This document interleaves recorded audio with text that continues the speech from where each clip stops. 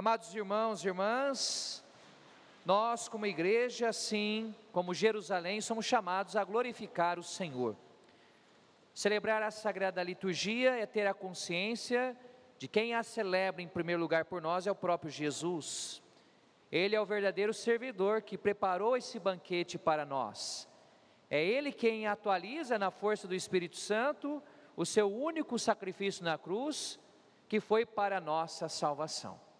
Quando o padre na missa fala, orai irmãos e irmãs, para que este nosso sacrifício seja aceito por Deus Pai Todo-Poderoso, ali não é simplesmente o padre que está falando, este nosso sacrifício é o Cristo sacerdote, que nos convida como igreja a nos unir a Ele. Então a igreja, quando se une a Cristo no Espírito Santo, oferece ao Pai com Cristo a sua vida. E aí nós dizemos como Assembleia, receba o Senhor por tuas mãos este sacrifício, e não receba ó Senhor, como o pessoal fala errado. A gente não está dizendo para Deus neste momento, a comunidade está dizendo para o padre. É como o padre dissesse assim, que o Senhor receba. Quem que é esse Senhor? Que o Pai receba por tuas mãos consagradas, no dia pelo bispo, com o óleo do crisma, este sacrifício. Para quê? Para o nosso bem. Então nós que participamos da Santa Missa, sabemos que a missa é para o nosso bem, para a nossa salvação, para a glória do seu nome, ou seja, para a glória do nome do Deus Altíssimo, e por toda a Santa Igreja. Então não importa se numa comunidade lá para a Santa Missa, existem ali 5, 10 pessoas, toda a Santa Missa ela é celebrada para o bem da igreja, seja a igreja que está aqui no Santuário da Vida, seja você que está na sua casa, seja os irmãos cristãos que, por exemplo, estão no Japão, na China, é uma realidade espiritual. E aqui nós falamos de corpo de Cristo, corpo místico de Cristo. Ontem nós celebramos a comemoração dos fiéis defuntos, e depois no domingo, no Brasil, apesar de ser no dia 1º, a solenidade de Todos os Santos, a celebraremos no próximo domingo, para que os fiéis possam participar. Então por que nós, ao rezarmos, celebrarmos a Eucaristia unidos a Cristo, a igreja que se une a Cristo, ela é maior do que nós que estamos aqui, a igreja peregrina. A igreja é a igreja do céu, e quem está no céu? A bem-aventurada Virgem Maria, São José, os apóstolos que nos deram o Evangelho, nos transmitiram a verdade sobre Jesus, os mártires que derramaram o sangue por Cristo, todos aqueles que desde Abel foram salvos pelo sangue do Redentor. Então na missa, olha a realidade espiritual, graças à força do Espírito Santo, nós neste momento estamos unidos à igreja do céu. Mas não só a igreja do céu, também a igreja padecente, os fiéis defuntos.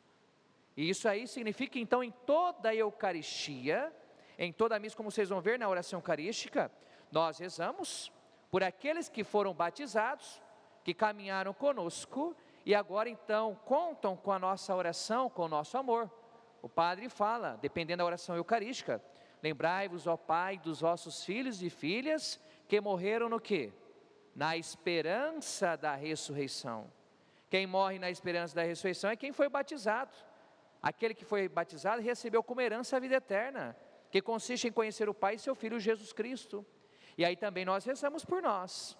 Lembrai-vos, ó Pai, da vossa igreja, enquanto caminha neste mundo, o vosso servo o Papa Francisco. E por que nós citamos o Papa? Porque toda a Eucaristia celebrada por nós, católicos, está unida ao sucessor do apóstolo Pedro, o bispo de Roma, que é o Papa Francisco, a Igreja Universal, a Igreja Católica presente em todo o mundo. Depois nós citamos o nosso bispo, no caso aqui em São José do Rio Preto, com o nosso bispo Dom Antônio Emídio Vilar, mas você na sua diocese tem um outro bispo. Por quê? Aqui na diocese, o sucessor dos apóstolos é o bispo diocesano. Dizia Santo Inácio de Antioquia, onde está o bispo, está a igreja. Uma Eucaristia, uma igreja, um bispo. Então essa Eucaristia celebrada por este presbítero, por este padre, é celebrada à medida que eu estou unido ao meu bispo. E aí nós pedimos por toda a nossa igreja. Por que o padre está dizendo isso? Porque a liturgia, quando ela é bem celebrada, dizia o Concílio Vaticano II, na Constituição Sacrosanto Concilium, que foi sobre a reforma litúrgica, colocava lá em 1962, 63, a necessidade não apenas da tradução da missa para o português, mas que os fiéis fossem formados, fossem introduzidos no mistério apresentado na Santa Missa. Hoje, infelizmente, há tantos católicos que vão à missa e dizem o seguinte: eu não vou à missa não, na igreja católica, porque é tudo igual, tudo a mesma coisa, é uma repetição, o padre sabe até decor que está no missal. Eu, quando seminarista, cheguei até já a escutar a gente falar assim: olha, eu mesmo consigo rezar uma missa. Veja bem, olha a ignorância de muitos católicos, de muitas pessoas. Eu pergunto para vocês, as leituras das missas são iguais? As leituras de hoje são iguais às de ontem? Não, nem vai ser de amanhã. De fato, o rito, a celebração ritual, ela tem a sua organização, mas a missa, quando bem celebrada, ela deve ser fonte da nossa espiritualidade. Eu sempre digo o seguinte: você vai participar da Santa Missa, primeiro, sempre chegue antes, 15 minutos antes. Ao entrar numa igreja, se dirija onde está o Santíssimo Sacramento. Se está no corpo da igreja, você senta, silencia o seu coração, agradeça a Deus por sua semana e pelo seu dia. Se tiver a Capela Santíssima, vai lá. A gente precisa se preparar para a Santa Missa. Padre, às vezes eu chego na minha comunidade, está cheio de barulho, é porque o pessoal não entendeu ainda a missa. Precisamos formar melhor as nossas comunidades para o chamado silêncio sagrado. Depois de você fizer isso, senta no banco com clareza, antes de ir à igreja. Não é apenas você preparar o seu corpo, usar uma roupa digna, porque veja, a gente está entrando na igreja, nós não estamos indo para uma balada, não é verdade? Para um baile. Tem gente que hoje vai à igreja e parece que está indo para o baile. Não, a gente vai para viver a realidade sagrada, uma roupa digna da Santa Missa, melhor roupa se a gente tiver, mas não só a roupa, não só se estar diante de Deus de uma maneira digna, se preparar a Santa Missa lendo as leituras da missa. Comece a fazer esse caminho. Antes de você ir à missa, reúna a sua família, ou o seu esposo, o seu neto, leia o Evangelho, leia a primeira leitura, o Salmo. Se possível, discutam entre vocês, anotem num caderno. Depois vocês vão ver que vão prestar bem mais atenção na palavra proclamada. Infelizmente, hoje, às vezes as pessoas saem da missa e se você perguntar o que o padre falou. Olha, se a gente fizer essas perguntas, faça esse teste com alguém.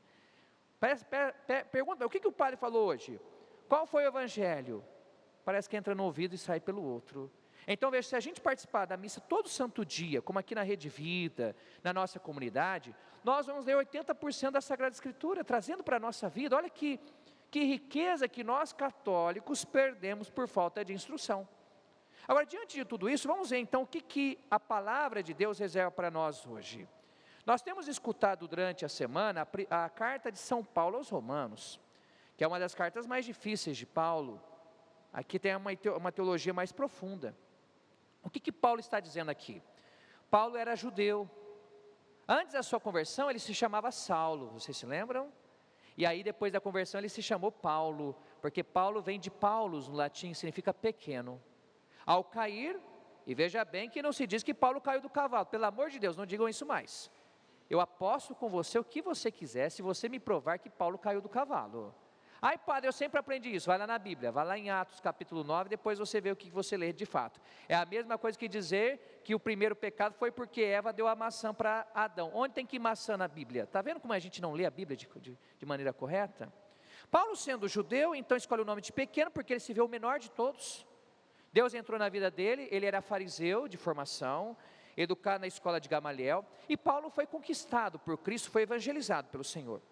E aí Paulo, quando foi fazer a primeira missão com Barnabé, se dirigiu às sinagogas. O que é a sinagoga? É como se fosse a nossa igreja, mas na sinagoga, lá os judeus apenas leem a palavra, a lei, né, a Torá, os profetas, e lá louvam o Senhor. Então eles foram à sinagoga, né, começaram a falar sobre Jesus, que Jesus é o Messias.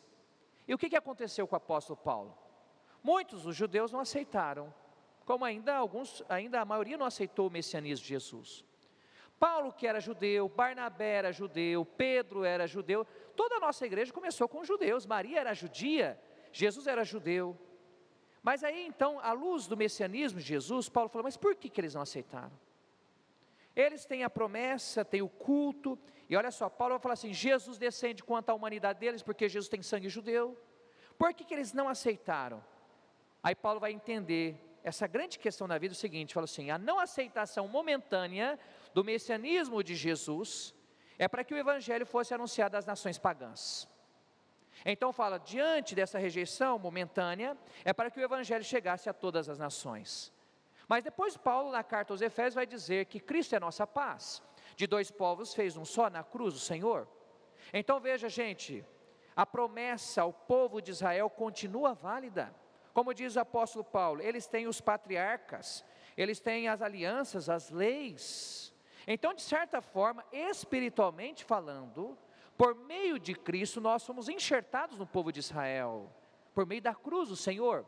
E aquela promessa que foi feita a Abraão, o pai da fé, que foi feita ao povo de Israel, não vale agora somente para Israel. É isso que Paulo está querendo dizer. A luz de Cristo vale para quem? Para nós, os novos filhos de Abraão. Enquanto os judeus são filhos de Abraão por meio da circuncisão e do sangue, porque você pertence à dimensão pela circuncisão, qual que é a nossa circuncisão espiritual? É o batismo. E depois no Evangelho nós vimos também que Jesus está discutindo sobre a lei. O que é a lei? Como Paulo discutia sobre a lei?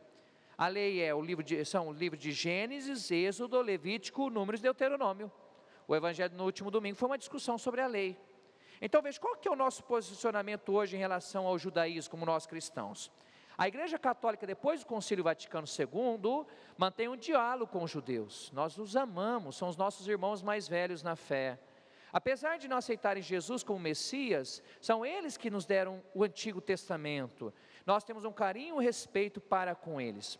Nós sabemos que no final de tudo, quando Cristo voltar, o Messias voltar, nós, cristãos e os judeus, reconheceremos o verdadeiro Messias. No nosso caso de cristãos, nós cremos firmemente que o Messias é Jesus de Nazaré. Nos últimos anos, por causa desse diálogo com o judaísmo, nós temos redescoberto, por exemplo, o valor do Antigo Testamento.